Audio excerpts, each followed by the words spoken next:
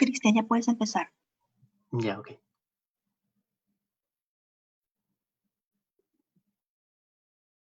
Bien, muy buenas noches con todos. Mi nombre es Cristian Obregón. En primer término, agradezco la compañía en esta noche para nuestra quinta sesión del ciclo de conferencias sobre mecánica de rocas, organizado por el Instituto de Ingenieros de Minas del Perú para todos ustedes. Bien, siguiendo el cronograma estipulado para esta serie de webinars, estamos ya próximos a la culminación de este ciclo de conferencias y en esta noche vamos a introducirnos un poco a la temática sobre mecánica de rocas en contextos subterráneos. Ok, vamos a ver algunos conceptos básicos, algunas diferencias entre la mecánica de roca superficial que vimos en semanas anteriores aplicados para tajos principalmente, con la mecánica de rocas subterráneas. Bien, compartir con ustedes una cierta bibliografía especializada con respecto a la mecánica de rocas para contextos subterráneos. Los libros que tienen en la parte superior son libros generales, libros de un nivel general que pueden encontrar fácilmente temáticas variadas con algunos casos y ejemplos de estudio. Los libros que se encuentran en la parte inferior son libros con temáticas un poco más especializadas de tres áreas que creo importantes para la geomecánica o mecánica de rocas subterránea. Y una de ellas está relacionada con el estudio de los esfuerzos in situ y esfuerzos inducidos. El otro libro trata sobre el sistema de soporte y reforzamiento para excavaciones subterráneas. Y un tercer libro para una componente muy importante más que todo para excavaciones muy profundas, que está relacionado con la sismicidad o microsismicidad inducida por minería. ¿Ok? Bien, entonces vamos a comenzar haciendo un poco una diferenciación entre los problemas de inestabilidad que tenemos en mecánica de rocas superficial y mecánica de rocas subterránea. Si nos ponemos a pensar un poquito, o al menos desde mi punto de vista, la mecánica de rocas, el estudio de inestabilidades de mecánica de rocas superficial, básicamente tiene como último objetivo buscar la estabilidad de taludes. ¿Sí? Ahora estos taludes pueden ser en roca, pueden ser en suelo, pero básicamente el estudio de la estabilidad de taludes es el punto último de la mecánica de rocas con fines en ambientes superficiales. Ahora, en ambientes subterráneos, la mecánica de rocas es un poco más variada. En principio, mientras que en superficie buscábamos siempre la estabilidad, ya sea de cortes, de taludes, en minería subterránea hay muchos casos en donde vamos a buscar la estabilidad, pero también va a haber circunstancias donde nos va a interesar más bien provocar la inestabilidad del macizo rocoso, por ejemplo, mediante mecanismos de caving, ¿sí? Y la estabilidad que buscamos en contextos subterráneos puede ser estabilidad de tajeos, estabilidad de galerías, pilares, fenómenos como estallido de rocas, etcétera, etcétera. Entonces, con este listado, básicamente nos podemos dar cuenta que los problemas de inestabilidad en mecánica de rocas subterránea es mucho más variado de lo que tenemos en mecánica de rocas superficial.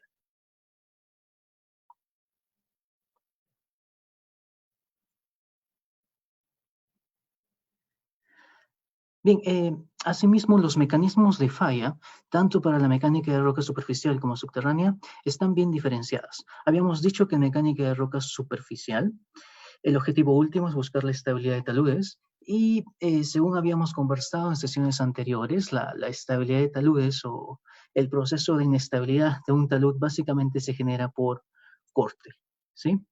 En el mundo subterráneo podemos tener una variedad un poco más amplia de mecanismos de falla, como por ejemplo en el caso de los pilares, donde podemos tener casi bajo confinamiento, básicamente el mecanismo de falla sería por compresión. En el caso de tajeos, donde tenemos relajación de las paredes o de las cajas, ahí tenemos un fenómeno de inestabilidad provocado por esfuerzos de tracción, por ejemplo. Y en el caso que estemos analizando el procesos dinámicos por efecto de la voladura y que pueden inducir la reactivación o el movimiento a través de una falla que pueda ocurrir, que pueda existir en la excavación. Básicamente el mecanismo de falla, el mecanismo de inestabilidad para ese contexto sería un fenómeno de corte. ¿Sí? Entonces, en la mecánica de roca subterránea, nos damos cuenta que tenemos los tres principales mecanismos de falla ocurriendo. por compresión, por corte o por tracción. Mientras que para la superficial, básicamente todo se reduce a mecanismos de falla por corte que tienen como objetivo final analizar la estabilidad de taludes de un determinado diseño.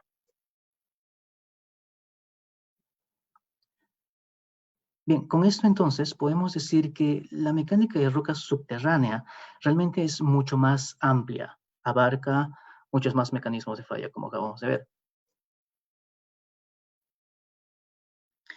Asimismo, la mecánica de roca subterránea es mucho más compleja y esto hace que sea mucho más retadora para el ingeniero o el diseñador. Pero a la vez hace que la mecánica de roca subterránea sea mucho más interesante, ya que los mecanismos de falla son más complejos, son más variados y necesitan pues diferentes enfoques para poder atacarlos.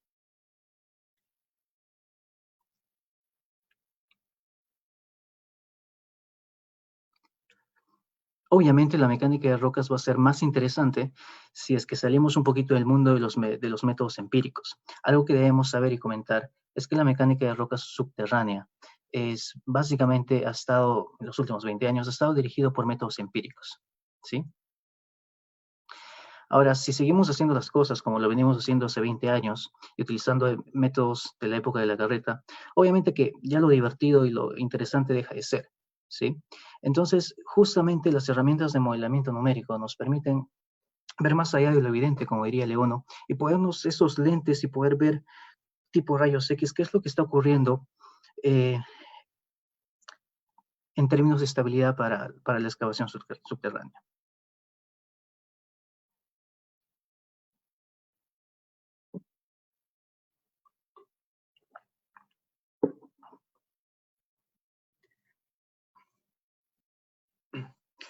Bien, entonces los problemas de inestabilidad mecánica de roca subterránea. Habíamos visto anteriormente este gráfico y teníamos que, bueno, la estabilidad de taludes ocurría donde teníamos alto confinamiento, alto sigma 3 y alto sigma 1, que justamente provocaba un sigma 3 horizontal y un sigma 1 vertical, provocaba un mecanismo de falla por corte. Las inestabilidades subterráneas van a cubrir un poquito más el rango del espectro, ¿cierto? Habíamos comentado entonces, por ejemplo, para el caso de relajación de tajeos, tenemos la provocación, la inducción de mecanismos de esfuerzos de tracción, entonces estaríamos básicamente en sigma 3 negativo. Para el caso de galerías, por ejemplo, podemos tener, más que todo para el techo de excavación, podemos tener esfuerzos compresivos relativamente altos y bajo confinamiento, y estaríamos en un escenario netamente compresivo. Y bueno, para casos donde tengamos, como habíamos mencionado, sistemas de fallas que se reactivan por efectos de voladura, regresaríamos nuevamente a los mecanismos de corte. Entonces, la mecánica de roca subterránea estaría interesada en todo el espectro de este envolvente, desde corte, compresión hasta tracción. Mientras que la mecánica de roca superficial, habíamos dicho qué parte de este gráfico nos importaba más, solamente la parte o la porción de alto confinamiento que provoca corte.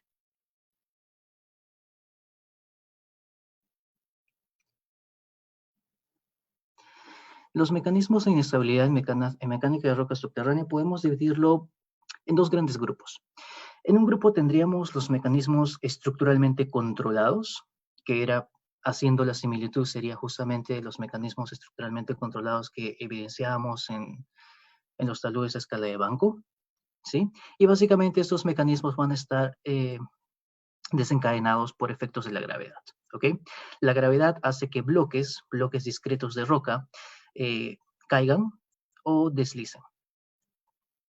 Por el otro lado, vamos a tener mecanismos de inestabilidad controlados por la resistencia del macizo, y el factor desencadenante van a ser los esfuerzos inducidos alrededor de esa excavación. ¿Ok? Bien, entonces en mecánica de roca subterránea el criterio no va tanto con la escala, va más orientado a la estructura o a la resistencia, a la gravedad que induce el mecanismo de falla o a los esfuerzos inducidos que provocan la inestabilidad. En la realidad, lo que ocurre es un punto intermedio entre estas dos categorías. Bien, este ábaco es un ábaco bastante interesante para poder diferenciar cómo es que se comportaría el macizo rocoso en función de su calidad. Por eso que tenemos en la parte superior calidad en función al índice GSI. Y en función a los estadios de esfuerzos a los que estaría sometido a la excavación. Ahora, en el sentido de esfuerzos, tenemos dos criterios aquí. Podemos comparar los esfuerzos in situ, los esfuerzos de previnado o los esfuerzos vírgenes, ¿sí? Y también podemos hacer una diferenciación en función a los esfuerzos inducidos.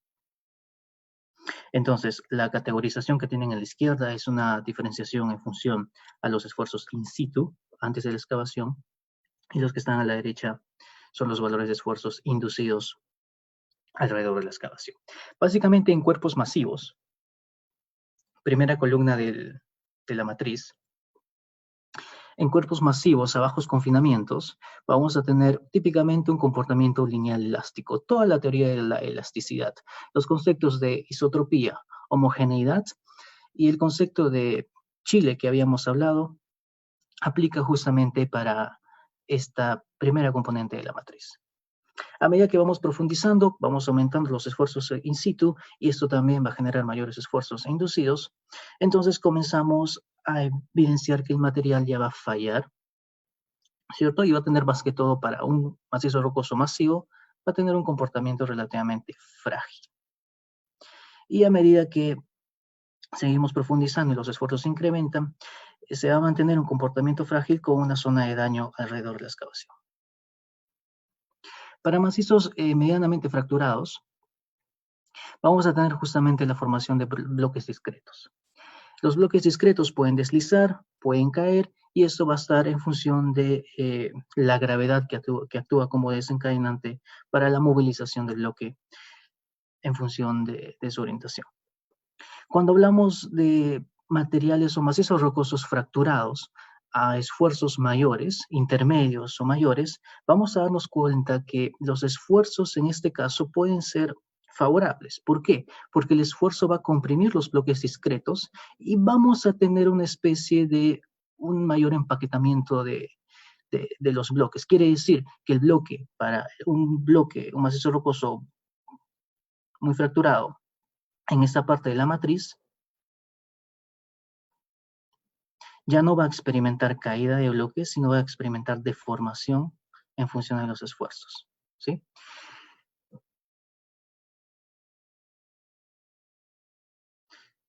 Bien, básicamente lo que está ahí resaltado de amarillo son los macizos rocosos que podemos modelar con herramientas, ya sean herramientas que trabajan con métodos continuos, como elementos finitos, o con métodos discretos, como método de elementos distintos.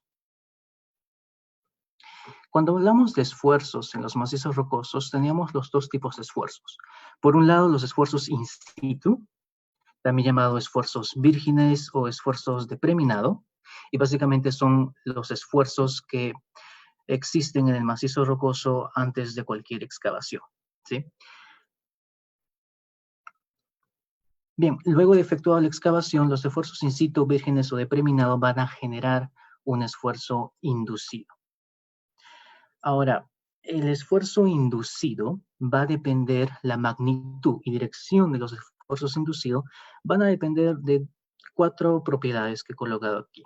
Estas 4 propiedades los podemos dividir en parámetros controlables, como son la geometría de la excavación, como es la secuencia de minado, y asimismo los esfuerzos inducidos van a depender de 2 parámetros que podemos denominar los parámetros no controlables, que son los esfuerzos in situ y las propiedades de resistencia y deformabilidad del macizo rocoso. ¿Ok?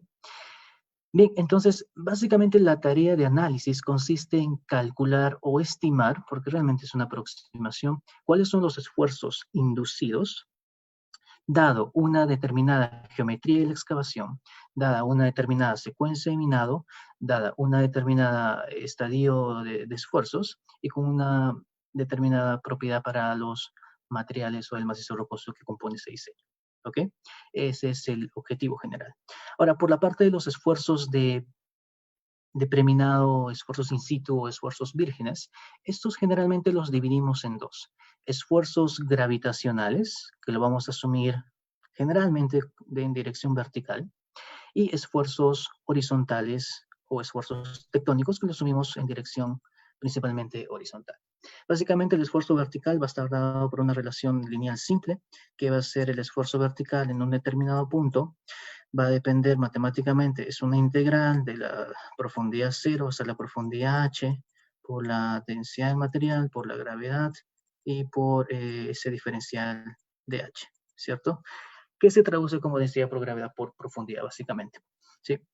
El esfuerzo horizontal o tectónico es justamente una proporción, una razón, un valor, un k veces ese valor vertical, ¿sí? No vamos a entrar en detalle cómo calcular ese bendito K, pero es un parámetro que nos genera muchos dolores de cabeza, más que todo para tener un estimado de cuál es la relación de esfuerzos de preminado. Lo vamos a tratar más que todo en la última sesión que tengamos la siguiente charla.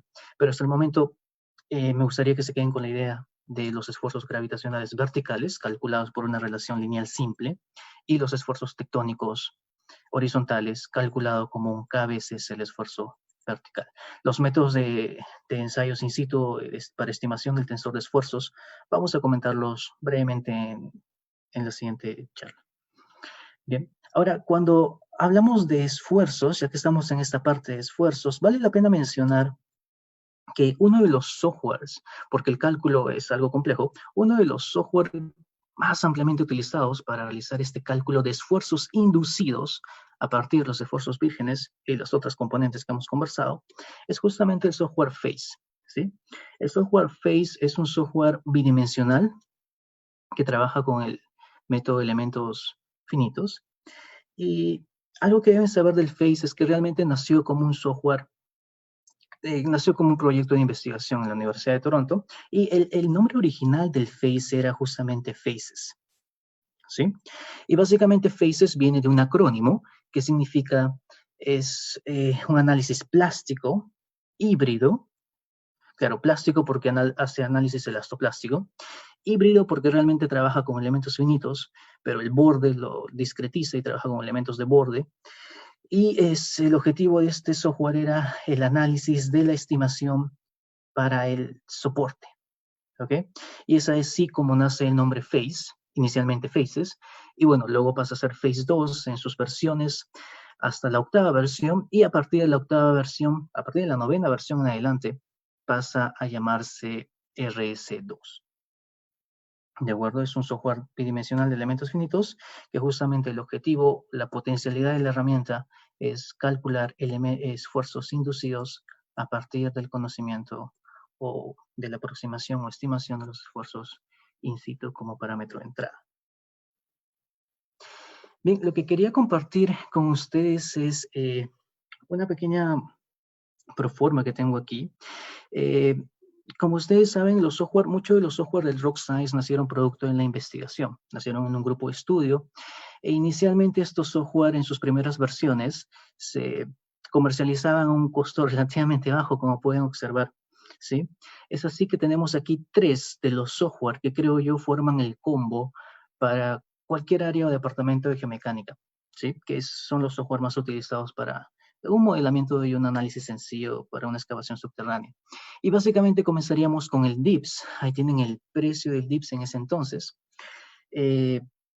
Obviamente los precios actuales de los software que estamos conversando ya llegan a los 3 o 4 dígitos, pero el DIPS que tenemos aquí nos va a servir justamente para el análisis estructural de las discontinuidades. Y luego que tenemos el análisis estructural de las discontinuidades, podemos clasificar nuestro macizo rocoso. También tenemos el software FACE.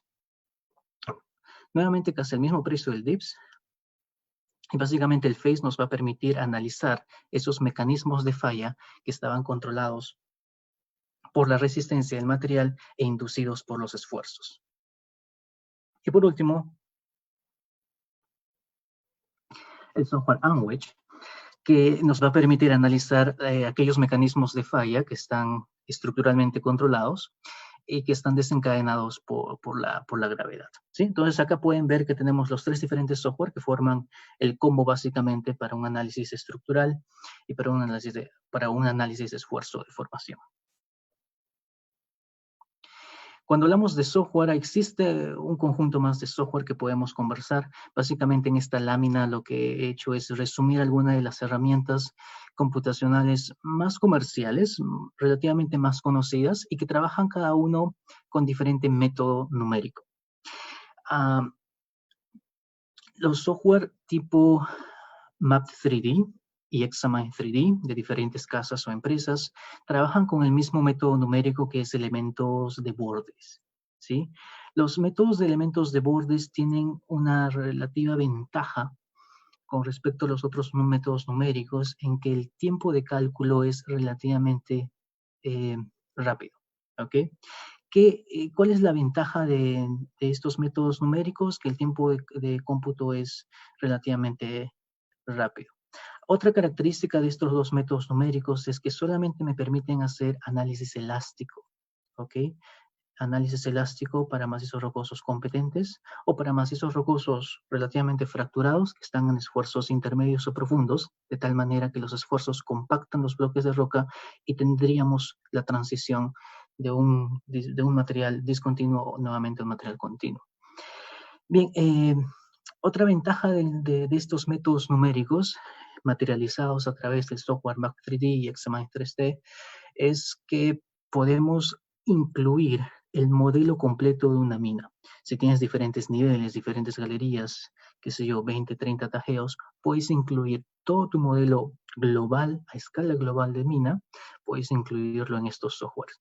Y ya que el tiempo de cálculo y de procesamiento no va a ser demasiado justamente por que es la ventaja del método. La desventaja del método es que solamente podemos hacer análisis elástico, ¿ok? En algunas circunstancias, los análisis elásticos nos van a sobrevalorar los esfuerzos y por lo tanto un análisis elastoplástico sería lo más conveniente. Para eso tenemos otros métodos numéricos, como son las diferencias finitas y el método de elementos finitos. Tienes ahí dos software que tal vez han escuchado que está disponible comercialmente, el FLAC 3D y el RC3. Ahora, estos softwares sí tienen un tiempo de cálculo y de procesamiento un poco más elevado. Es justamente una de las desventajas, dependiendo del procesador y el tipo de computador que uno disponga. El tiempo de cálculo puede tomar de horas hasta días o semanas. ¿Ok?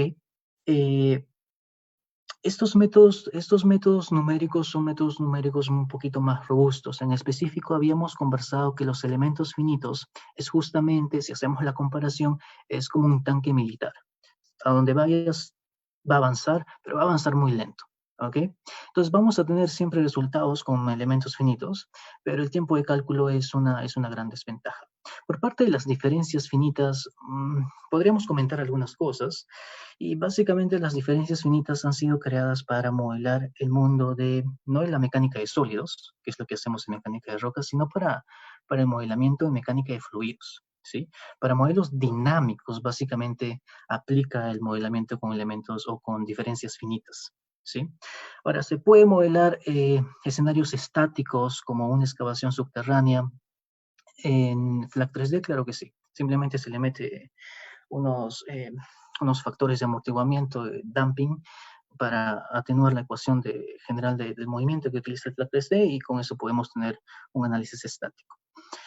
Bien, otro tipo de software que un poco más complejos, cada vez vamos complicando el algoritmo, tendríamos los métodos de elementos distintos. Y uno de los software, creo que uno de los pocos más populares o comerciales, sería el software 3D de la misma casa Itasca, ¿sí?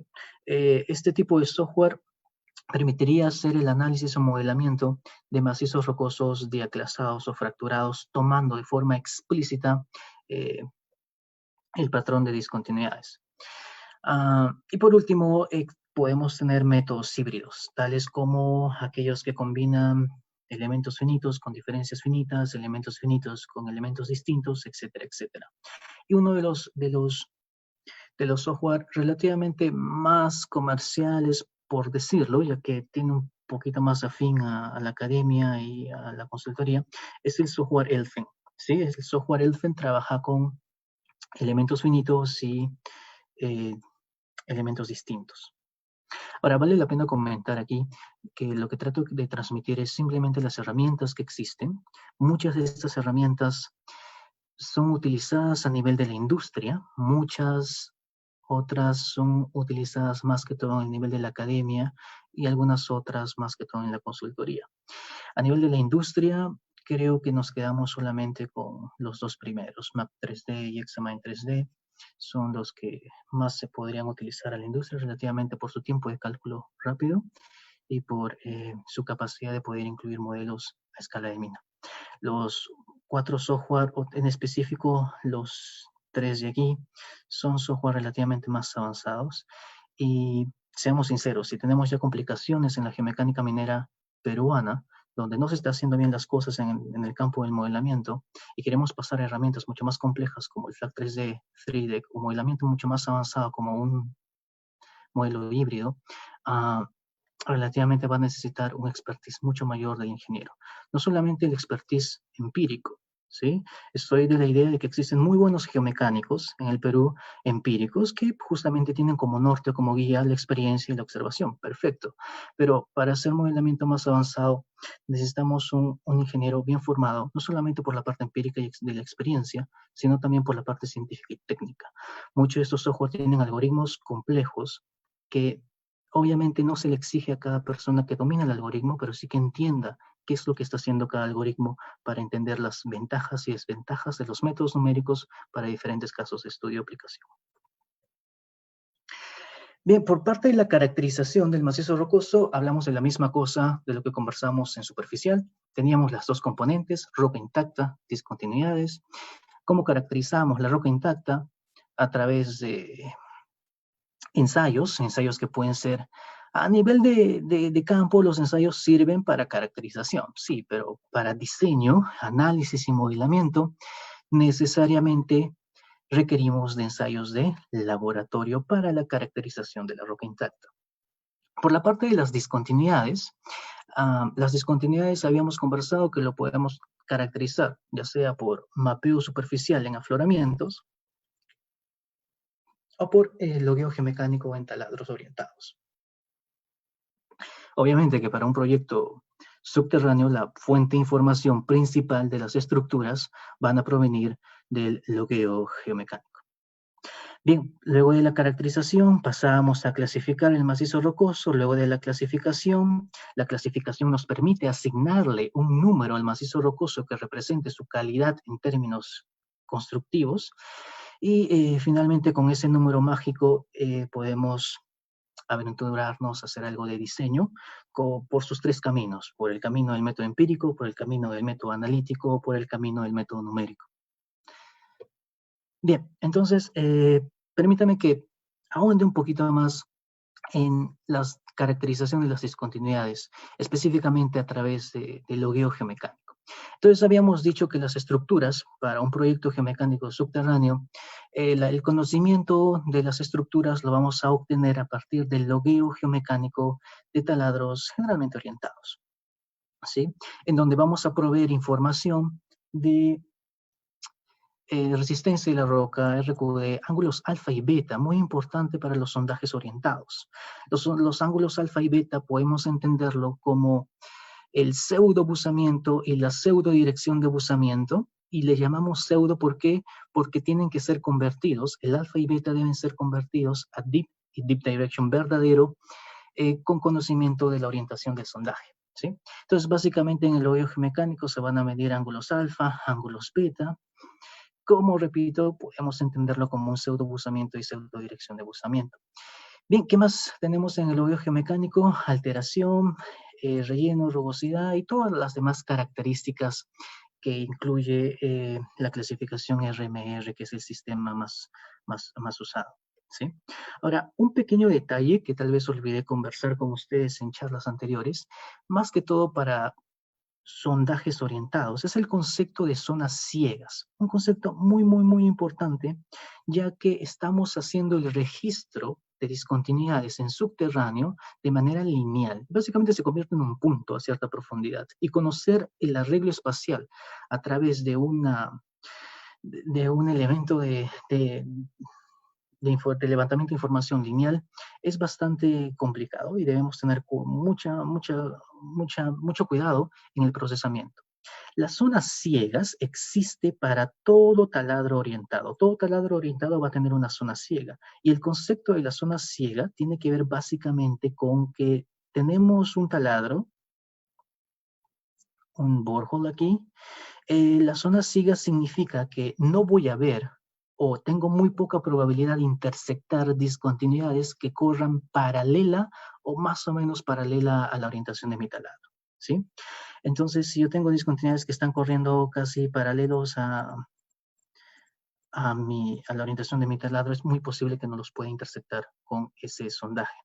Para todo sondaje de forma estereográfica vamos a poder representar una zona ciega y ese ángulo generalmente está dado por 15 grados. Quiere decir que no voy a ver todo lo que esté 7 grados a la derecha ni 7 grados a la izquierda del sondaje. Permítame que ahonde un poco más en este concepto. Las zonas ciegas van a ser muy importantes para el aseguramiento y el control de la calidad de los datos estructurales levantados en el logueo. Como pueden observar, lo que tengo en pantalla es un estereograma. El punto en rojo pintado en el estereograma representa un sondaje orientado, con orientación con azimut 120 y con inclinación 60 grados. La zona ciega está también indicada en el gráfico. Ahora, ¿para qué me sirve esta zona ciega con fines de Quality Assurance y Quality Control? Me sirve para lo siguiente. Hemos dicho que la zona ciega representa aquella banda en donde no es posible que yo encuentre discontinuidades, ya que estas son paralelas al sondaje. Entonces, una vez ploteada la zona ciega, yo puedo decir que estos puntos que están en la zona ciega, esos polos, recuerda que todos estos datos provienen del logueo geomecánico, todos estos puntos realmente no deberían estar ahí. ¿Qué es lo que ha pasado? Bueno, tal vez al momento del logueo geomecánico hubo un error de la medición o al momento de transferir la base de datos del logueo en papel al spreadsheet o al Excel o una mala digitalización, qué sé yo. Entonces, todos estos puntos dentro de la zona ciega no deberían estar ahí. Ahora, puede que existan algunos puntos menores, 1, 2, 3, 4, 5, ¿sí? Entonces, puedes tomar un porcentaje, qué sé yo, tal vez puedes permitir, por fines de calidad de tu base de datos, puedes permitir un máximo de 1% de polos que estén en la zona ciega o en la zona donde no se pueden reportar estos puntos, ¿no? Entonces, un logueo geomecánico con un montón de polos que se estén ploteando en la zona ciega obviamente refleja un mal logueo.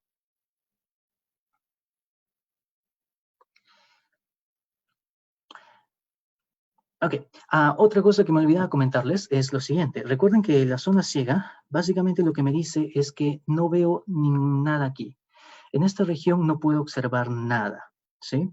Entonces quiere decir que si yo solamente tengo un sondaje, no voy a poder observar la distribución de polos si es que existe en esa zona ciega. ¿Qué necesito? Necesito otro taladro en otra orientación, de tal manera que pueda, con ese segundo taladro, ver la distribución de discontinuidades que inicialmente no pude con el primer taladro cuya zona ciega se pinta ahí. Entonces, idealmente, lo que debería tener son 3 taladros, ¿sí? De tal manera que con el taladro número 2 veo las discontinuidades que no pude ver con el taladro número 1 y con el taladro número 3 veo las discontinuidades que no pude ver con el 1 ni el 2. De esa manera trabaja. Y básicamente lo que buscamos es un arreglo triangular. Si observan ahí los 3 puntos que representan 3 sondajes, borehole 1, 2 y 3, tiene más o menos un arreglo o disposición triangular. Esta disposición triangular es la ideal, de tal manera que puedo observar toda la distribución en el estereograma y no tengo ninguna zona ciega, porque las zonas ciegas se traslapan. ¿Ok? Entonces, con este concepto, para esta siguiente figura, podemos decir, como tengo tres taladros, un borehole 1, un borehole 2 y un borehole 3, Aquí tengo 3 taladros, Borehole 1, 2 y 3, más o menos un arreglo triangular. Podría decir entonces que tengo una buena disposición y por lo tanto puedo dar por aceptado que el levantamiento de mis datos estructurales por medio del logueo me ha llevado a tener una data representativa. Hasta ahí podría ser cierto, pero no basta con tener un arreglo triangular y no basta con que las zonas ciegas no se traslapen para ver toda la distribución de polos. También tenemos que observar lo siguiente. Si yo quito el diagrama de contornos a esta vista y me quedo con el diagrama de polos, podemos observar que para el borehole número 3 y el borehole número 1, se puede observar visualmente que los polos tienden a formar círculos concéntricos alrededor del sondaje, tanto para el borehole número 3 como para el borehole número 1. ¿De acuerdo? Esta formación de polos que tienden a un arreglo concéntrico a partir del sondaje nos está indicando una rotación de la estructura. Quiere decir que realmente hay una mala medición, ya sea porque la línea de referencia ha rotado y no se ha hecho un buen control, o porque la lectura al momento de la medición se ha tomado de forma inversa. Entonces, moraleja, cada vez que veamos esos círculos concéntricos que provienen del logueo geomecánico, ¿de acuerdo? Cada vez que veamos esos círculos concéntricos alrededor del sondaje, esa data está metiendo mucho ruido a mi diagrama de polos y por lo tanto tengo que depurarla. No me es útil. ¿Por qué? Porque idealmente, si yo tomo un punto aquí, este punto representa una discontinuidad, ¿ok? Ahora, yo no sé si este punto está aquí, o está acá, o está aquí, o está acá. El ángulo alfa está bien. El ángulo alfa, que es como la pseudo buzamiento, está bien. Lo que está mal y por eso que está rotando es el ángulo beta, ¿sí? Entonces, yo no sé en qué posición está realmente esa discontinuidad. ¿Por qué? Porque nuevamente por un error al momento del marcado de la línea de referencia o por una medición inversa al momento de tomar el ángulo beta. ¿Ok? Entonces estos datos, los datos provenientes del sondaje número 1 y 2 y 3, para este ejemplo, 1 y 3, me meten mucho ruido y tengo que descartarlos. ¿Sí? Es otro elemento de juicio para asegurarnos, para un aseguramiento de la calidad del logueo. Al igual que esto, al igual que la zona ciega, al igual que estos círculos concéntricos, existen muchos otros criterios para poder evaluar la calidad de los datos levantados en el logueo geomecánico. ¿Sí?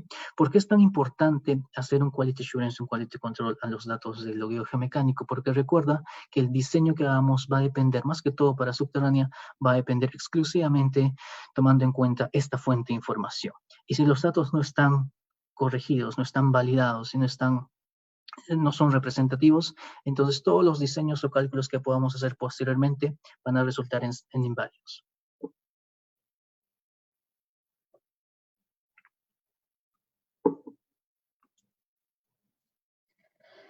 Bien, entonces tenemos el logueo geomecánico y nos creamos una base de datos ordenada. Generalmente procesamos todo esto, llenamos una base de datos en el Excel.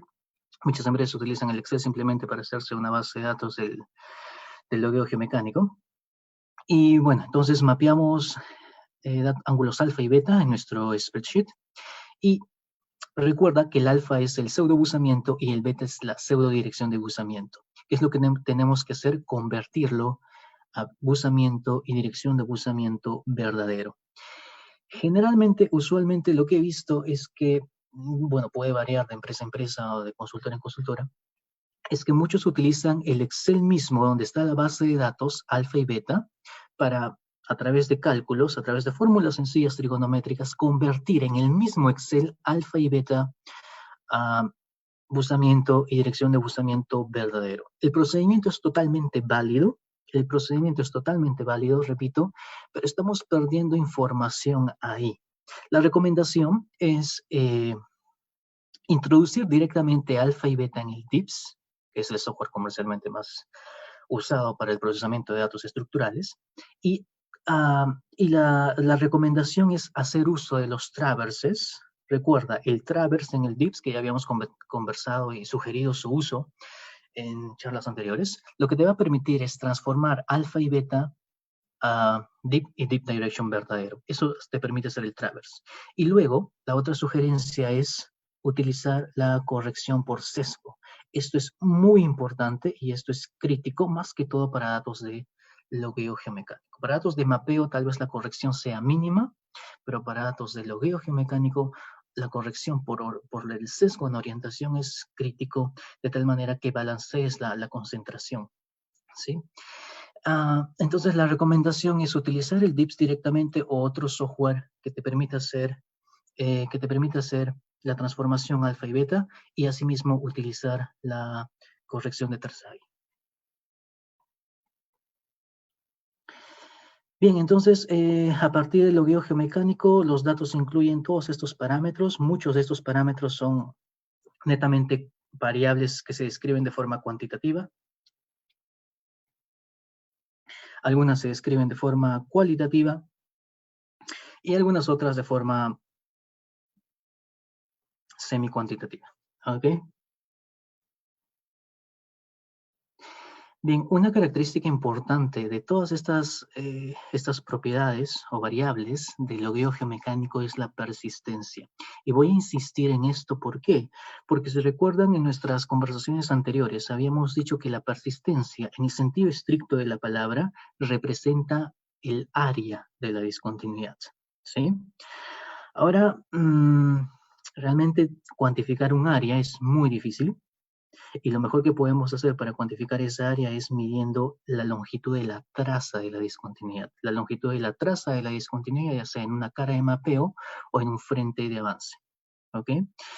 Bien, entonces la persistencia es uno de los parámetros más difíciles de medir a través del mapeo superficial, y básicamente, como es un área, es imposible de poder cuantificarla a través del logueo geomecánico. Entonces, acá tengo una base de datos, un Excel, una base de datos de un logueo geomecánico sencillo, y vamos a resaltar algunos puntos. Tenemos, por ejemplo, la columna de profundidad. La columna de profundidad va a ser importantísima cuando queramos estimar el espaciamiento. ¿Podemos conocer el espaciamiento a través de datos de logueo? Sí, simplemente tomamos diferencias de discontinuidades anexas o próximas, y luego corregimos, porque recuerda que el espaciamiento que puedas cuantificar con esta base de datos es el espaciamiento aparente. Tienes que utilizar la orientación del sondaje para corregir espaciamiento aparente a espaciamiento verdadero.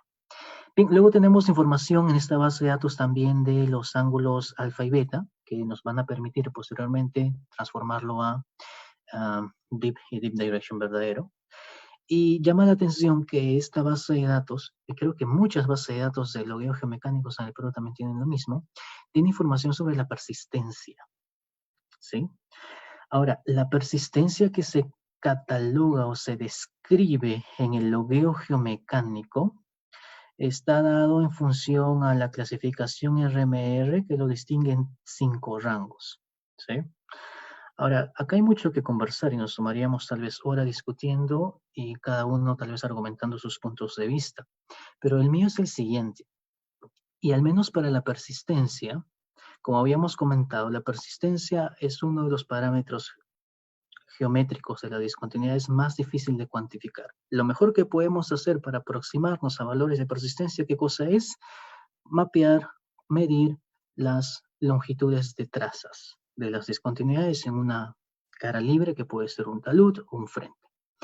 Entonces, la persistencia realmente en el logueo geomecánico no debe estar incluido. ¿Por qué? Porque el logueo geomecánico son datos que se miden, son datos que se describen, ya sea de forma cuantitativa, cualitativa o semi-cuantitativa, pero es algo que se describe. La persistencia que uno pueda poner en el logueo geomecánico o en esta base de datos del logueo es un parámetro que se infiere. Entonces, ya depende ya del ingeniero que hace el logueo. Algunos toman diferentes criterios para tratar de inferir la persistencia, Pero de todas maneras es una extrapolación, no es que se esté midiendo, no es que se esté cuantificando. Y todo parámetro, toda variable que se asuma o que se extrapole no debería estar dentro de la base de datos original, ¿sí? Bueno, entonces, Cristian, ¿cómo hacemos si no podemos medir la persistencia? Bueno, la persistencia tiene que ser calibrada posteriormente cuando se hagan los primeros cortes del banco, en el caso de taludes, o cuando se tenga acceso a la excavación, en el caso de subterránea, no hay otra forma. Y para el diseño, solamente con base de datos de logueo geomecánico, lo que se tiene que hacer con la persistencia es, básicamente, es un análisis de sensibilidad. Es analizar diferentes intervalos de persistencia, cómo influyen en el valor del RMR resultante. Es básicamente un análisis de sensibilidad el que se tiene que realizar. Bien, entonces habíamos pasado por el logueo geomecánico, nuestra base de datos, y pasamos a analizar los datos estructurales, ¿sí? Cuando analizamos datos estructurales de discontinuidades, lo hacemos generalmente haciendo uso de proyecciones estereográficas, y el DIPS es una de las herramientas más comunes para hacer eso. Ahora, quiero llamar a su atención lo siguiente. ¿Cuántos datos creen que levantemos en el mapeo, o en el logueo geomecánico? Imaginemos un taladro de 200, 250, 300 metros, ¿sí? ¿Cuántas discontinuidades podríamos tener ahí? Tal vez 200, 300, va a depender del grado de fracturamiento, claro está, el macizo rocoso que estemos atravesando. Pero lo que quiero llegar es que vamos a tener varios sondajes, y al momento de hacer el compósito de los sondajes para generar estereogramas, vamos a tener una cantidad de datos relativamente importante. ¿Y qué mejor herramienta para describir, resumir, analizar e interpretar una gran cantidad de datos que las herramientas estadísticas, ¿sí? Justamente las herramientas estadísticas creo que tienen una gran potencialidad para analizar, interpretar, resumir y datos de levantamiento por logueo geomecánico. Entonces, básicamente la rutina es la siguiente. Tenemos nuestro diagrama de polos. Recuerda que ahí tienes ya corregidos buzamiento y dirección de buzamiento verdadero, realizas un diagrama de contornos, y lo clásico es utilizar simplemente el promedio de cada set, y con los promedios de cada set identificar cuñas. Estamos analizando mecanismos de falla estructuralmente controlados para excavaciones subterráneas, así que tenemos bloques discretos, cuñas. Bien, entonces, tenemos cuñas. Recuerda, las cuñas en mecánica de rocas o en contextos subterráneos son cuñas tetraedrales. Quiere decir que necesitamos 3 sistemas o 3 planos que correspondan a los sistemas de juntas y un plano que corresponda a la cara libre. En este caso, el DIPS, la vista por defecto del DIPS es una vista en planta. Y todo lo que podamos observar en el DIPS por defecto son solamente cuñas formadas en la bóveda de la excavación, en el techo de la excavación, ¿ok? Y eso justamente es un plano horizontal, y el plano horizontal es toda la periferia de todo el círculo primitivo del estereograma, ¿sí? Entonces ahí tienes un plano. Recuerda, cuña tetraedral necesitas 4, por eso ya tienes 1, necesitas 3 que corresponda a sistemas de juntas. Entonces acá tenemos, por ejemplo, acá tenemos una cuña, acá tenemos otra cuña y acá otra cuña menor. Realmente en este estereograma se observarían 3 cuñas eh, tetraedrales, ¿ok? Ese sería el procedimiento clásico. Nuevamente, resaltarte, en el DIPS lo único que puedes analizar estereográficamente hablando son formaciones de cuñas en el techo, ¿sí? En el techo. ¿Ok? Entonces, estas cuñas que se ubican en el techo o la bóveda de la excavación son las que podemos visualizar directamente en el DIPS.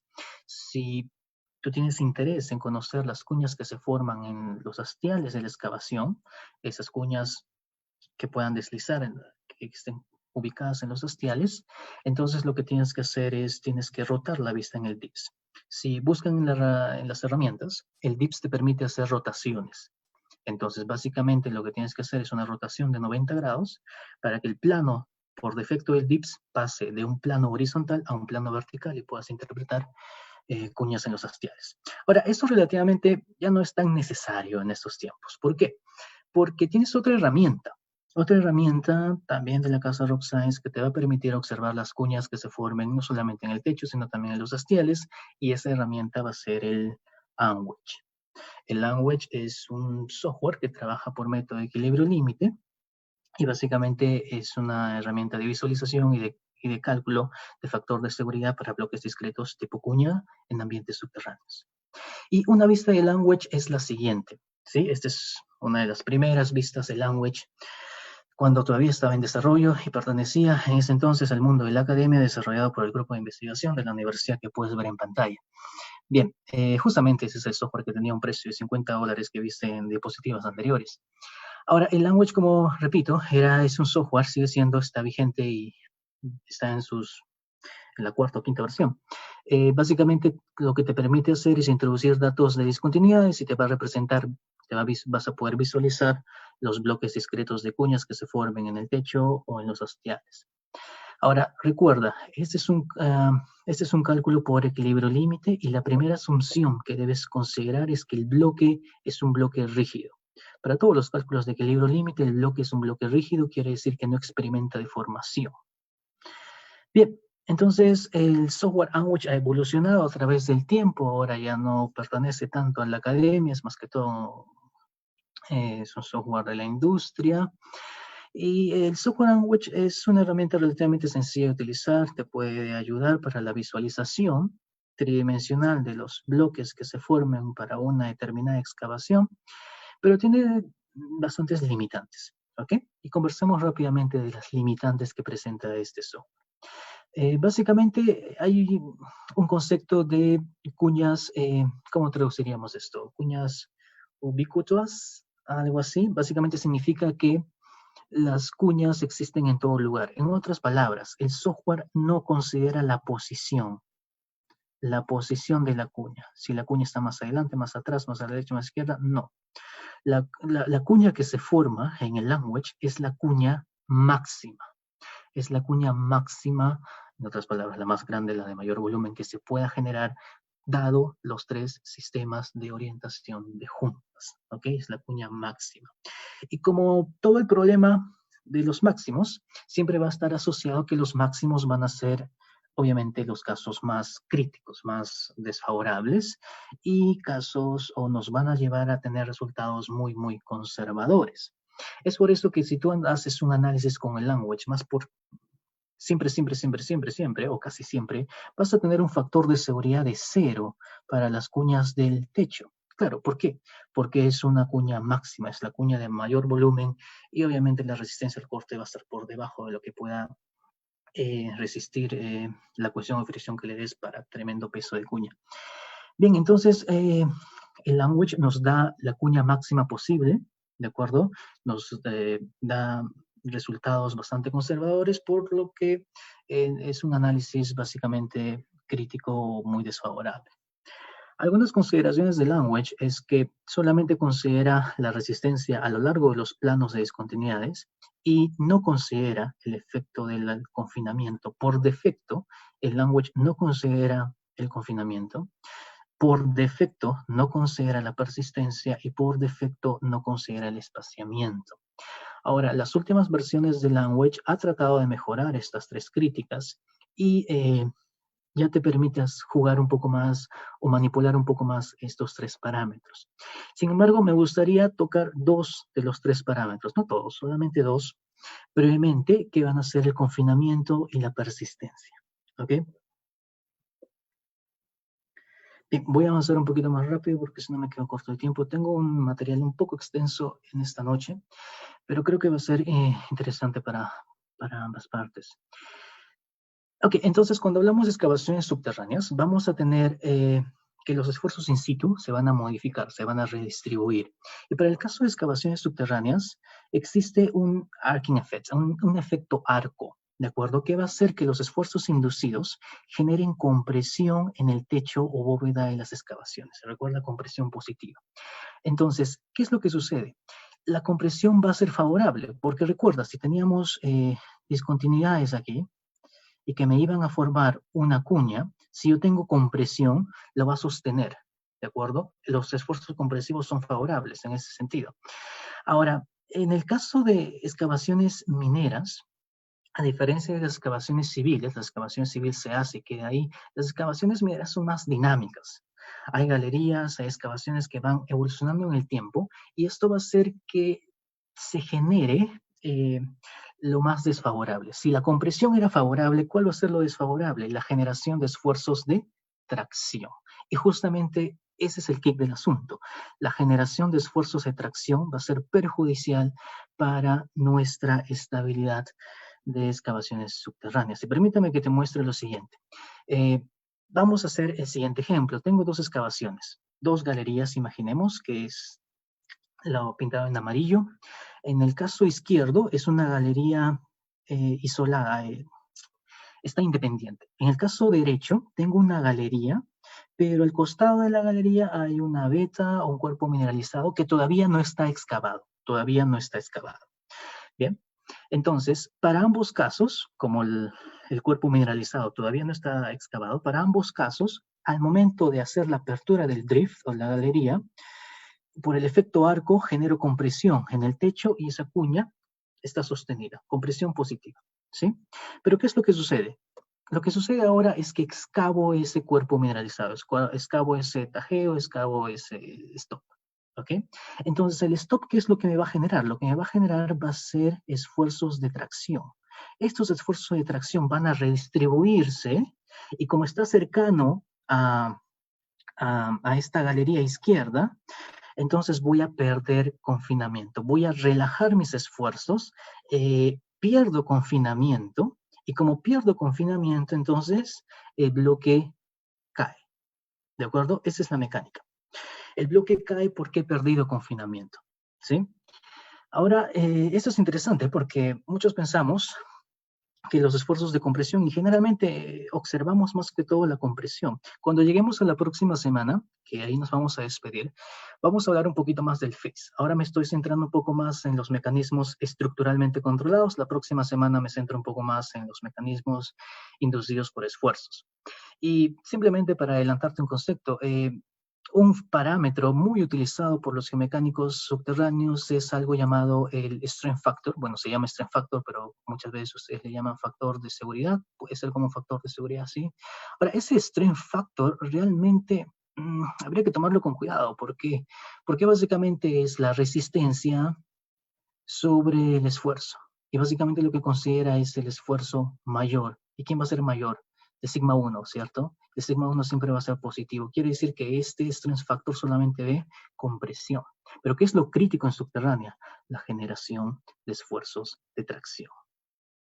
La generación de esfuerzos de tracción es lo crítico, es lo que tenemos que controlar. Entonces, desde el punto de vista práctico, ¿cómo estabilizo esta cuña o cómo logro evitar la inestabilidad generada por el desconfinamiento de mi techo? Básicamente manejando los parámetros controlables. ¿Cuáles eran los parámetros controlables cuando habíamos visto la generación de esfuerzos inducidos a partir de esfuerzos in situ? Bueno, básicamente la secuencia de minado. La secuencia de minado puede ser una variable controlable, con eso puedo de alguna manera controlar el efecto o la propagación o la generación de esfuerzos de tracción. Y otros parámetros que puedes modificar es la geometría de la excavación, de tal manera que generes mayores esfuerzos en el techo o también la ubicación o optimizar la ubicación de la galería.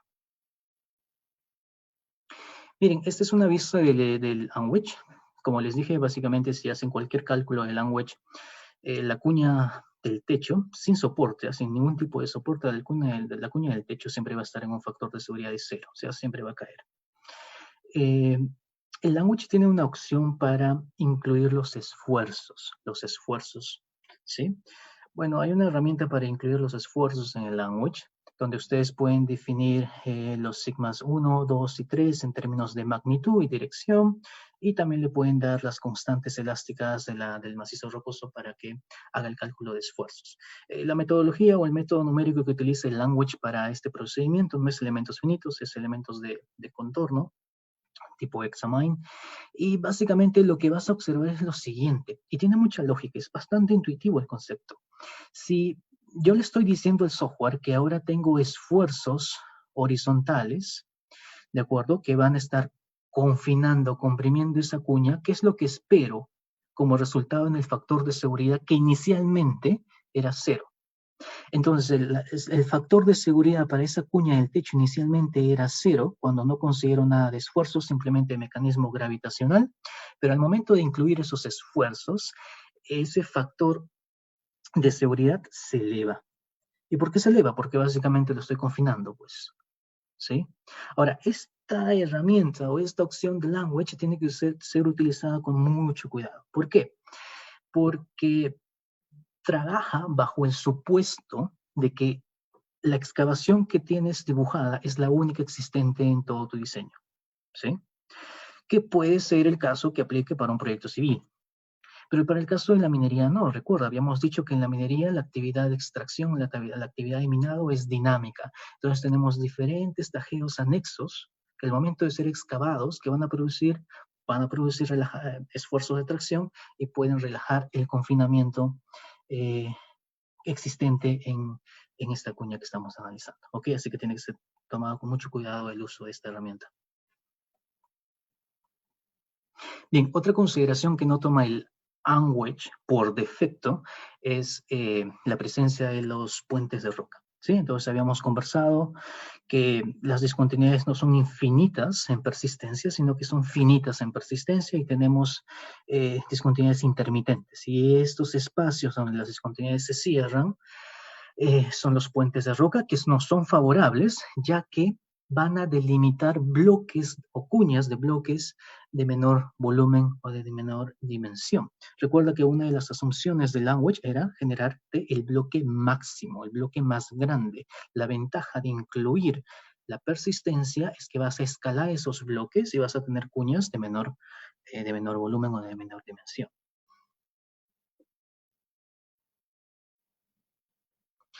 Bien, entonces, la desventaja de Language es que considera la cuña máxima que se genere en todo el span de la excavación.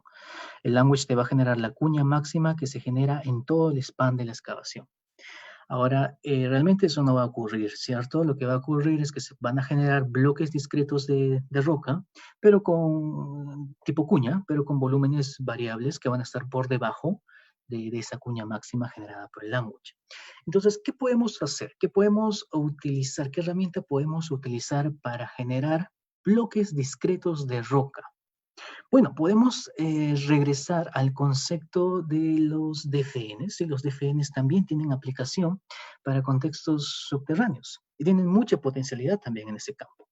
Ahora, la diferencia es simplemente que en vez de tener un DFN y ponerle un talud, que es lo que hacía para mi análisis de bancos, ahora voy a tener un modelo DFN y voy a colocarle una excavación.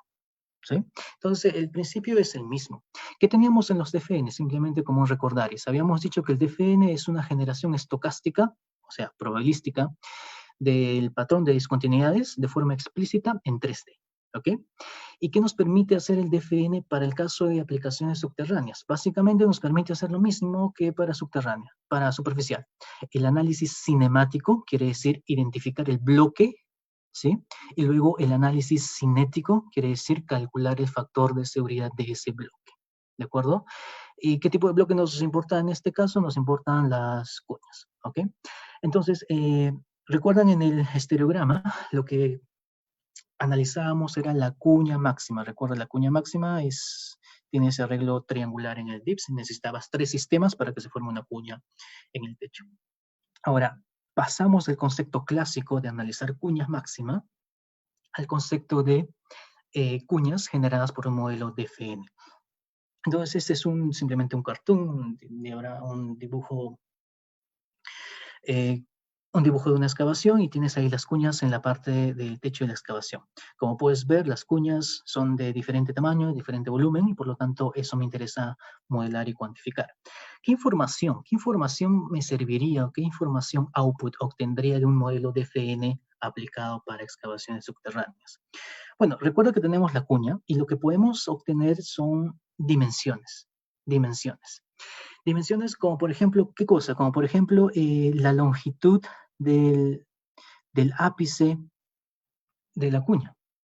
Esa longitud la puedo calcular para cada una de estas cuñitas y al final, ¿qué puedo obtener? Recuerda, el DFN es un método probabilístico que puedo obtener una distribución de longitudes de ápice. ¿Para qué me servirá eso? Para definir un rango de longitud de pernos, por ejemplo.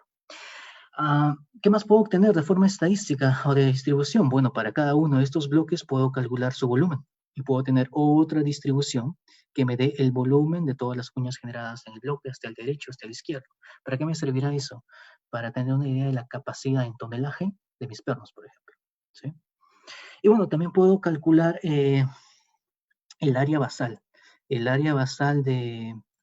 de mis cuñitas, ¿cierto? Nuevamente, el área basal para cada una de estas cuñas obtengo otra distribución.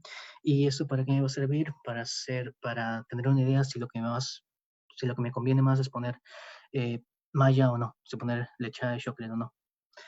Bien, veamos entonces el DFN. Básicamente, para recordarles, el DFN necesitaba de 3 componentes. ¿Recuerdan? Orientación, tamaño y resistencia. Orientación de discontinuidades, el tamaño de las discontinuidades y la resistencia de las discontinuidades para calcular el factor de seguridad. Bien, la primera componente de la orientación de las discontinuidades como input del modelo DFN lo obtenemos tanto del mapeo o del logueo. En este caso, proyecto subterráneo, el logueo va a ser neurálgico y el procesamiento de este dato, de esta fuente de información, es crítica y espero haberte dado algunas luces de algunos elementos de juicio que puedes considerar para hacer el QA y el QC y tus datos estructurales provenientes del logueo. Bien, ¿cuál era la otra componente del DFN? La otra componente del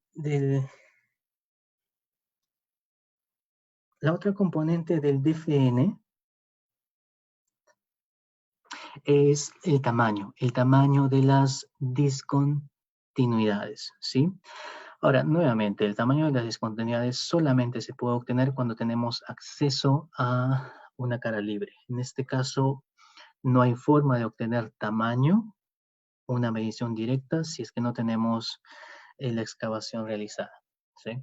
Entonces, esa es una de las dificultades, tal vez, del método.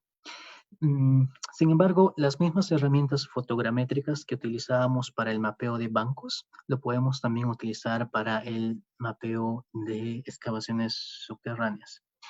Y la idea de este mapeo digital es cuantificar las longitudes de las trazas de las discontinuidades en estas caras libres, hastiales o frentes, y tener una distribución estadística de las longitudes de trazas, y a partir de la longitud de traza extrapolamos a la persistencia, ¿sí? Bien, la tercera componente tiene que ver con ¿qué? La tercera componente tiene que ver con la resistencia de los planos de discontinuidades.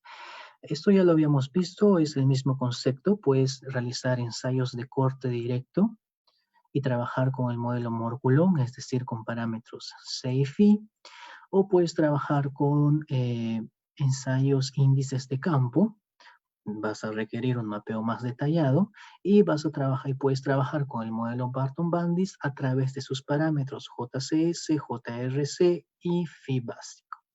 Ahora, obviamente, si nuestra fuente de información principal proviene del logueo, una caracterización en campo no va a ser posible.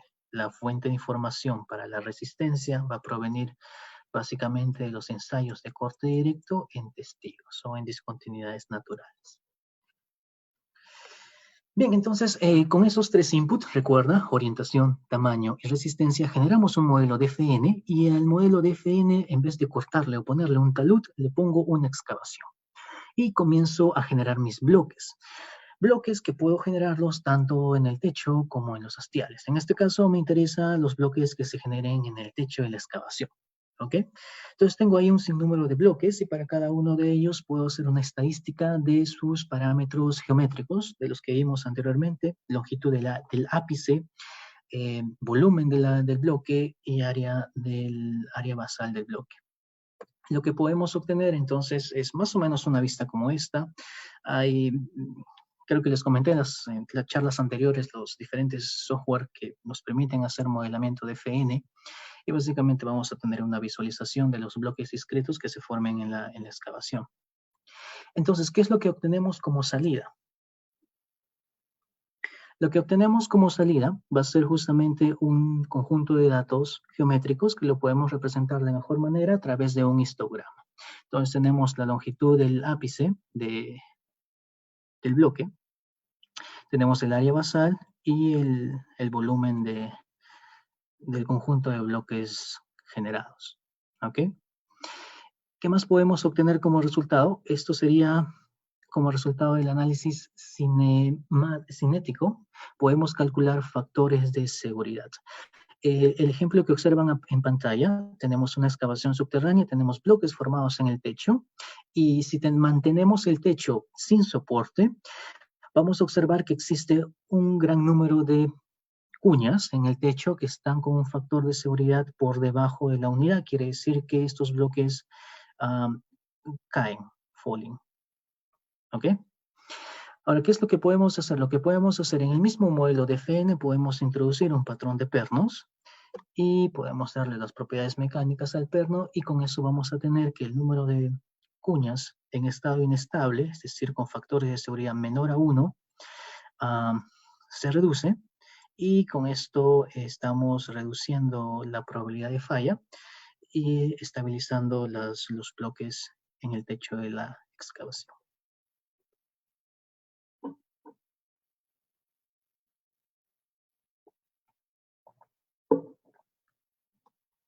Ok, entonces lo que hemos visto es el uso de los DFN para galerías. Pero el DFN también se puede utilizar para otras estructuras, por ejemplo, para el análisis de estabilidad de tajeos. Es el mismo principio, es el mismo concepto, es el mismo procedimiento. Una vez tenemos nuestro modelo DFN, tenemos, por ejemplo, un cuerpo mineralizado tabular y tenemos una roca caja techo y una roca caja piso, ¿sí? Entonces, lo que puedo analizar, estoy interesado en analizar, son los bloques inestables que se forman en el techo, en la pared techo para ese tajeo, ¿sí? Entonces, puedo hacer un análisis de sensibilidad, puedo trabajar con diferentes dimensiones de tajeos y puedo hacer lo siguiente.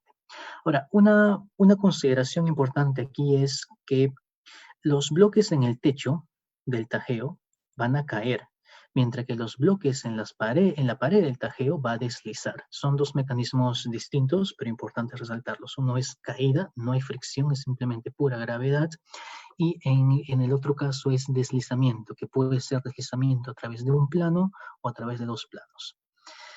Bien, entonces, ¿qué es lo que puedo hacer para analizar la estabilidad de este tajeo? Mediante el enfoque relativamente nuevo del uso de los DFNs.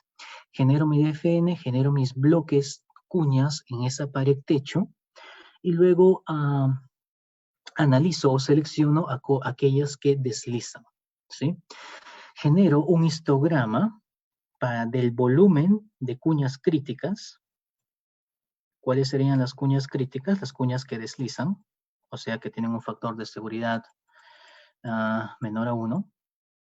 Y bueno, algo que puedo comentarles es que generalmente el volumen tiende a una distribución exponencial, decae rápidamente. ¿Qué es lo que puedo hacer entonces con este volumen? Puedo calcular un parámetro muchas veces utilizado por los geomecánicos subterráneos para el dimensionamiento de tajeos, y tiene que ver con el concepto del ELOS, ¿sí? El ELOS es básicamente de la sobrerotura que se tiene en una cierta pared del tajeo. Ese volumen de sobrerotura se transforma a una longitud equivalente de sobrerotura, ¿ok? Entonces el ELOS matemáticamente está definido como el volumen de sobrerotura dividido por el área de la caja techo, ¿sí? Entonces, mira, lo que tengo aquí es el volumen de todas las cuñas que van a caer. Entonces, esa es la distribución de volúmenes de cuñas críticas. Si cada uno de estos valores lo divido por el área de la cara techo, entonces lo que voy a obtener al final es una distribución para mi ELOS. Y nuevamente, observamos la ventaja de los métodos probabilísticos. El método clásico basta considerar simplemente un valor de ELOS, pero el método probabilístico te va a dar toda una distribución. La ventaja de tener toda una distribución es que me va a dar un mejor indicio de cuál va a ser la probabilidad de obtener un valor por debajo o por encima de un determinado valor de ELOS.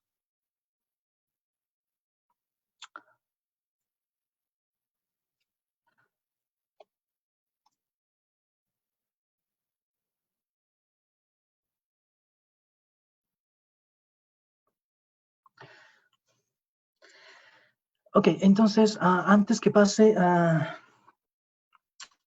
este sería el nuevo enfoque, el enfoque de los DFNs. Sin embargo, el método clásico para el análisis de tajeos involucra los métodos empíricos. Los métodos empíricos funcionan.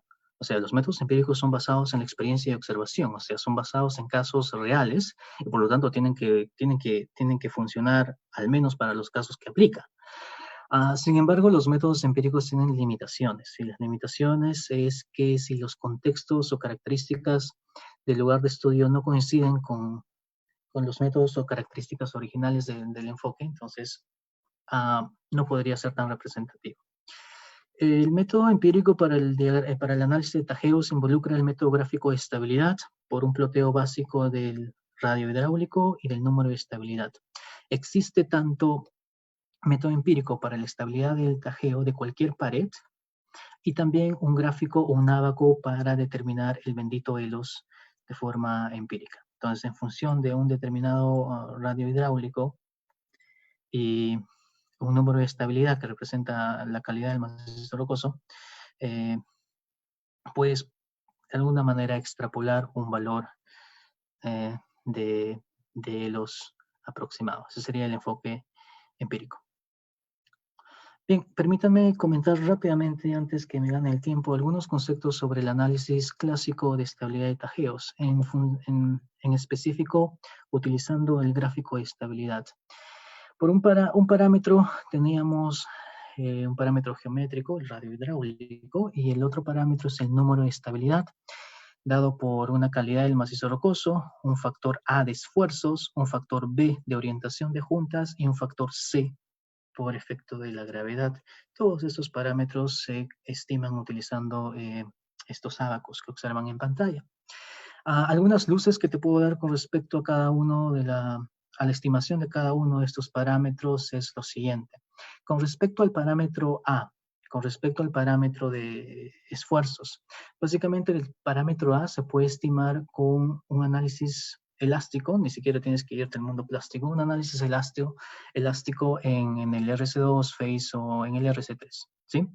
Básicamente puedes obtener entonces ahí el esfuerzo máximo tangencial inducido, que sería el sigma 1, en el punto medio de la cara del tajeo. Con eso tendrías tu sigma 1 necesario para tu gráfico de estabilidad.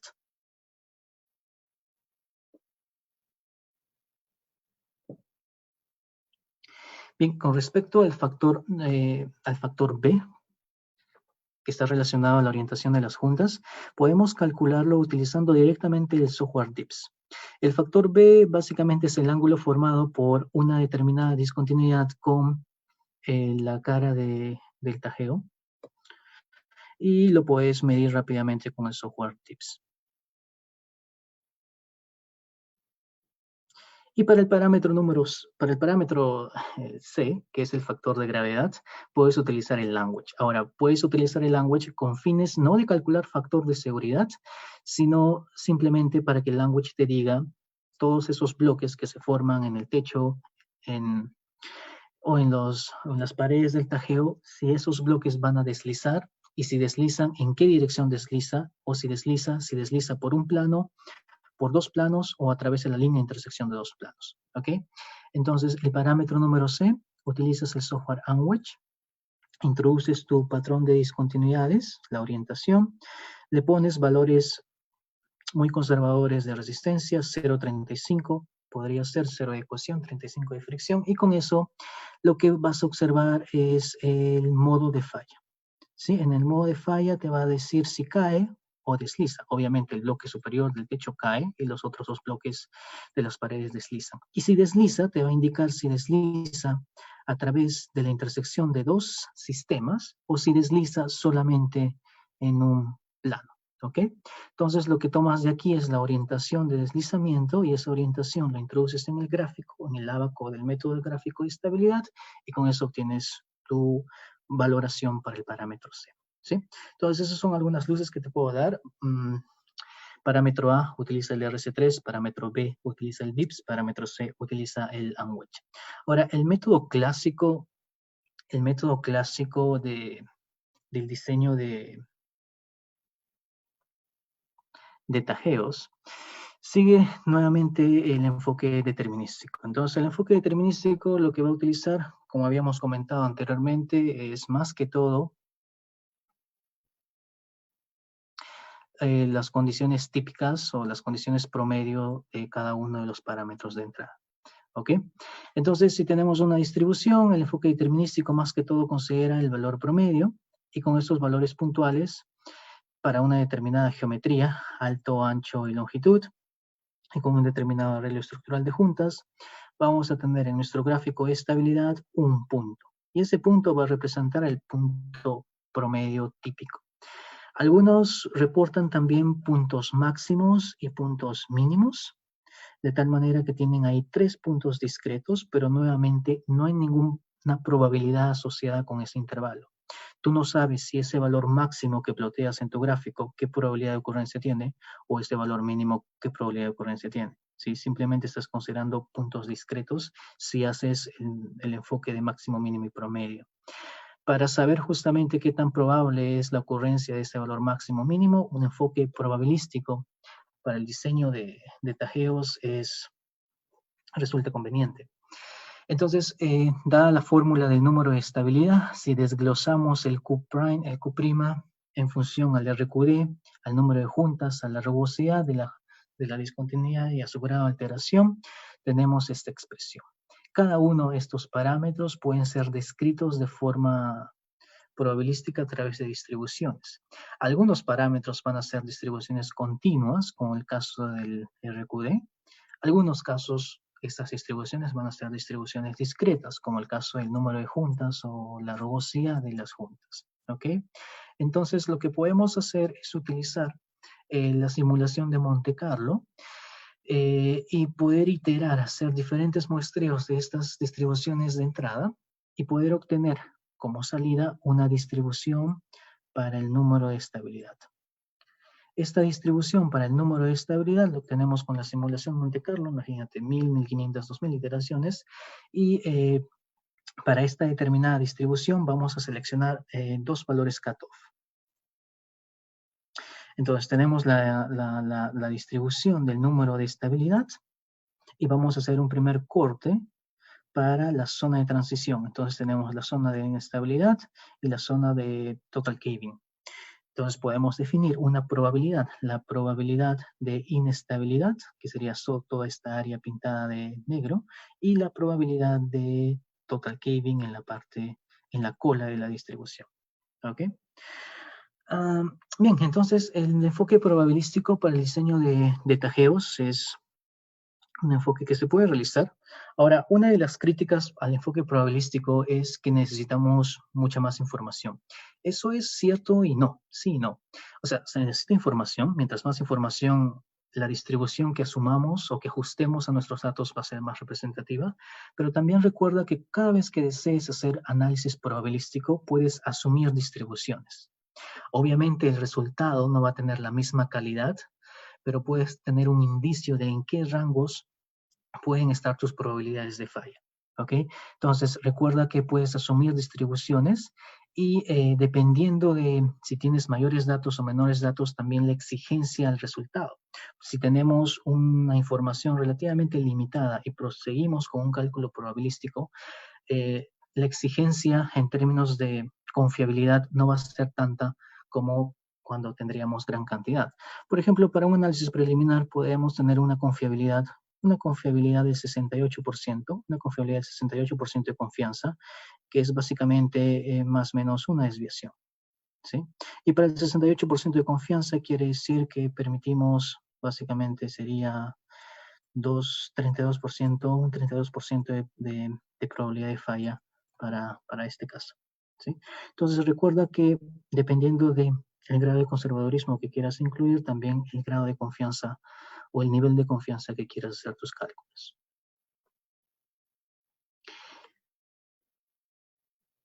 Bien, entonces acá tenemos otro tipo de presentación, es básicamente lo mismo, la evaluación de la estabilidad de tajeos a través de métodos probabilísticos. Y ya para concluir y dar paso a las preguntas, quiero terminar con lo siguiente. En pantalla lo que tiene son dos centros de investigación. Uno, el superior, es un centro de investigación geomecánico australiano. El inferior es un centro de investigación relativo a la mecánica de rocas canadiense. Les invito a que puedan revisar las publicaciones, la información y los proyectos que vienen realizando estas instituciones. Muchos de estos proyectos se desarrollan en conjunto con profesionales de la industria y de la academia, así que tienen un nivel técnico y científico muy alto, pero a la vez tienen un objetivo claro, concreto y preciso. ¿Sí? No he incluido ningún centro de investigación americano del Reino Unido. Creo que el futuro de la mecánica de rocas va a estar liderado por estos dos países y sería interesante hacerles el seguimiento para saber qué nuevas tendencias, metodologías y aplicaciones podamos estar implementando en el futuro. Bien, entonces, eso sería todo de mi presentación. Creo que tengo algunas consultas. Pueden dejar sus consultas en el chat de tal manera que me lo puedan hacer llegar a la coordinadora.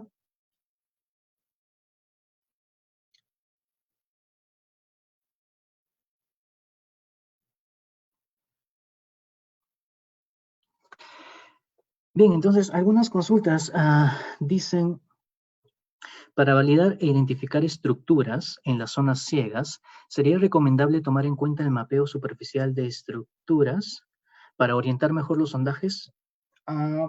Sí, relativamente. Si tenemos acceso a afloramientos superficiales y podemos realizar el mapeo en afloramientos superficiales, podemos hacer el match de la distribución o de los sistemas de discontinuidades que se observen en el mapeo con lo que se observe en el logueo. Ahora, muchas veces para el proyecto minero subterráneo, este match solamente se va a poder lograr para la roca caja, para el host rock. ¿Sí? Para el cuerpo mineralizado en sí, vamos a seguir dependiendo exclusivamente de datos del logueo geomecánico. Siguiente pregunta dice, Cristian, ¿cómo hacemos un DFN de forma fácil y barata sin usar software duros? Ok, no sé a qué se refiere con software duros. Los software no son duros ni blandos, pero bueno, básicamente se necesita un software especializado y el mensaje va en lo siguiente. Tenemos diferentes caminos. Dependiendo de la información y los recursos que uno tenga, tiene que seleccionar un camino. ¿Qué caminos teníamos? El camino del método empírico, el camino del método analítico, el camino del modelamiento numérico, método numérico, el camino del método observacional, instrumentación y monitoreo. ¿Sí? ¿Qué información tenemos? ¿Qué recursos tenemos? A veces tenemos recursos para hacer uno, pero no para el otro. Entonces tenemos que seguir obligatoriamente un determinado camino. El modelamiento numérico no se debe aplicar a todo.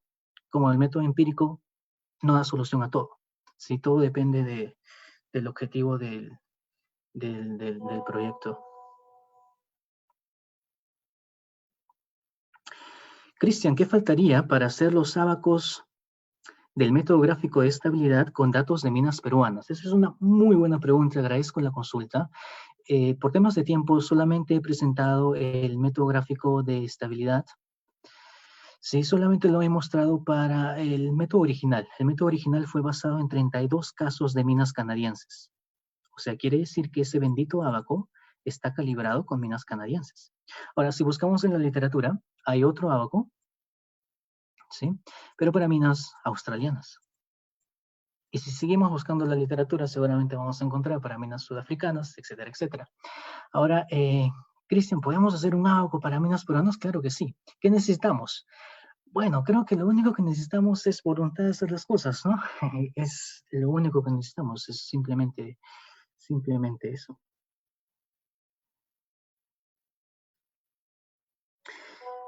Cristian, ¿cómo calculamos las orientaciones de los esfuerzos principales? Bueno, esa es otra pregunta interesante. No he tocado mucho en los esfuerzos, ni tampoco en los procedimientos de medición. Lo vamos a ver ligeramente la siguiente semana. En esta sesión he tratado de concentrarme en las estructuras, ¿sí? Y en los mecanismos estructurales de falla a través de generación de bloques tipo cuña.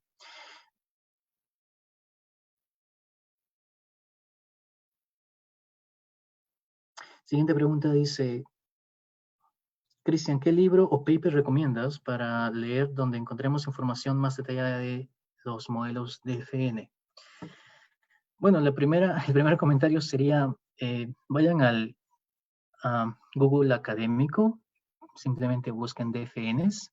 Los DFNs en estos momentos está siendo liderado, curiosamente, por el sector de la industria, como conversamos en clases anteriores. Golder, a través de su software Fragment, está liderando y aventurándose a optimizar justamente los diseños en macizos rocosos y aclasados a través del uso de modelos DFN. Entonces, si googlean, hay algunos papers publicados de modelos DFN, seguramente muchos más papers en el mundo del petróleo. Algo que debemos aprender de nuestros primos hermanos los petroleros es que son un poco más eficientes y el enfoque o el chip probabilístico o modelos estocásticos, como quieran llamarlo, en ellos los petroleros ya está desde hace muchísimos años atrás. Creo que es el momento de cambiar ese chip de determinístico a probabilístico en el mundo geomecánico minero para el bien de los diseños. Justamente todos con fines de optimización.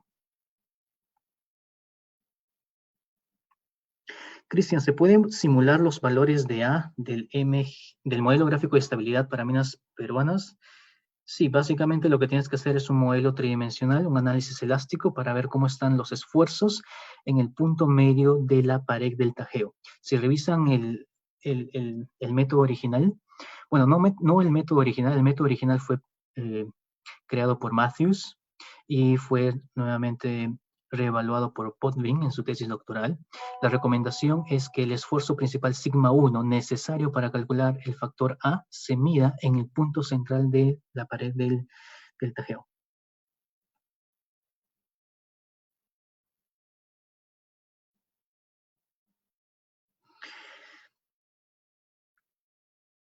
Cristian, ¿qué programas están usando los DFNs? Bueno, como conversamos en las clases anteriores, para los DFN teníamos el software Fragment, ¿sí? de Boulder, y si quieren revisar un software de la academia, Fragments de la industria de la academia, tienen el MOFRAC, que es justamente del Centro de Investigación Mirarco, que, que les dejo ahí el link para que busquen un poco más de información. Ok, entonces agradezco nuevamente su tiempo y el haberme acompañado en esta sesión. Estamos llegando a la culminación de este ciclo de charlas y de webinars, y la siguiente semana sería nuestra última sesión.